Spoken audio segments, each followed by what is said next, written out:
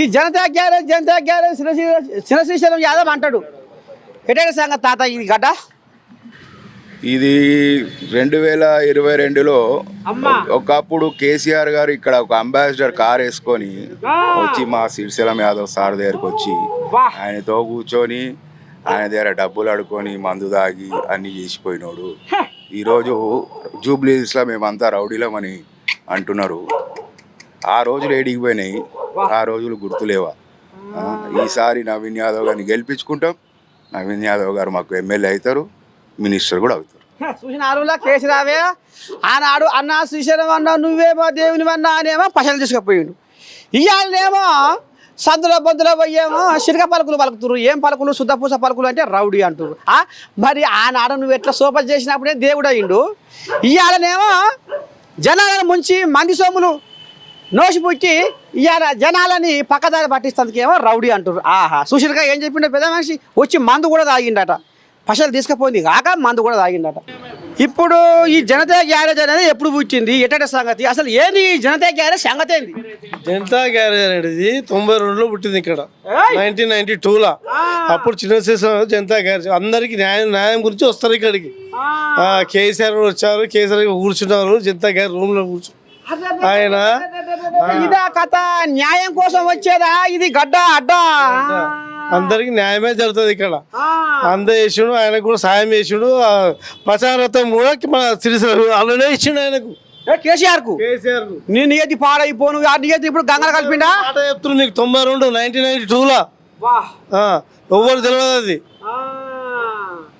అప్పటి సాయం చేస్తూనే ఉండు. సాయం చేస్తూనే ఆయన ప్రతి ఒక్కరు చేస్తాడు. జనతా గ్యారేజ్ సాయం చేసాడు. మరి కేసీరావు ఎన్ని మాటలు వచ్చిండు ఇక్కడికి? 2 సార్లు వచ్చిండు ఆయన. వచ్చిండు ఇక్కడనే మందు కూడా తాగారు అంతేనా? మరి ఇలా ఒప్పలు ఇచ్చి పప్పు గారుస్తుండగా వాళ్ళు రౌడీలు అంటుండగా. రౌడీ అంటే ఆయన పెద్ద రౌడీ వాళ్ళు. రౌడీ దగ్గర ఎందుకు వచ్చిండు మరి ఆయన? ఇది పాయింట్. అంతే అంతే. మరి రౌడీనా? మరి దేవుడు అని నువ్వు ఎట్లా వరవి అనకపోయింది? కరెక్ట్. పైసలు ఇచ్చాము రౌడీ అని తెలియదా? ఈ కోయిలా ఏమంటావు చెప్పిరా? ఏంది మరి చిన్న శ్రీశైలం యాదవ్తో ఆయన ఉప్పు తిన్నాడు, ఆయన పప్పు తిన్నాడు, ఇలా ఆఖరి కోస్తల కదా ఆయన మీకే దాడవుతున్నాడు. ఏం చెప్తావు దీని మీద? అదే అన్యాయాన్ని ఎదిరించి సవాల్ చేసే వాళ్ళే రౌడీలు అవుతున్నారు ఈ రోజుల్లో. పబ్లిక్ గ్యాదరింగ్ చూసి వాళ్ళని చూసి కుళ్ళుకోలేక ఆ రౌడీ వచ్చిండు ఈ రౌడీ వచ్చిండు అని అంటున్నారు. ఇప్పుడు మీరు అంటున్నారు కానీ ఎవరైతే రౌడీ అని చెప్పారో పోయి వాళ్ళని అడుగుమని చెప్పండి వీడు రౌడీ అని చెప్పేసి.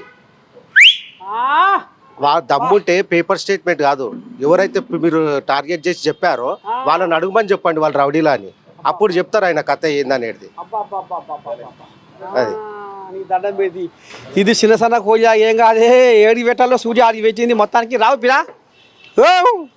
ఇక గీ కోజా ఏమంటారో చూద్దాం. తాత ఏందే మరి కేసీరావయ్య ఇక్కడికి వచ్చి అంత సరఫరా చేసుకుని పోయిండు, ఇప్పుడేమో అని గూటం అందుకుంటుండు. ఏం తాత మరి పంచాయతీ ఎట సంగతి? వాళ్ళకే తెలియాలి ఇంతకుముందు ఏడున్నారు ఏం చేసిరు అనేది. మర్చిపోయిరా? అంతా మర్చిపోయారు, మూలాలు మర్చిపోయిరా అన్ని.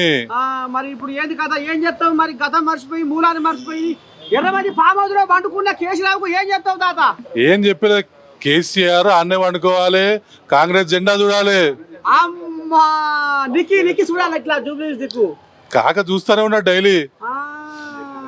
14వ తారీఖున కాంగ్రెస్ జెండా ఎగురుతూనే ఉంటది ఇక్కడ పక్కా. రాసి పెట్టుకో.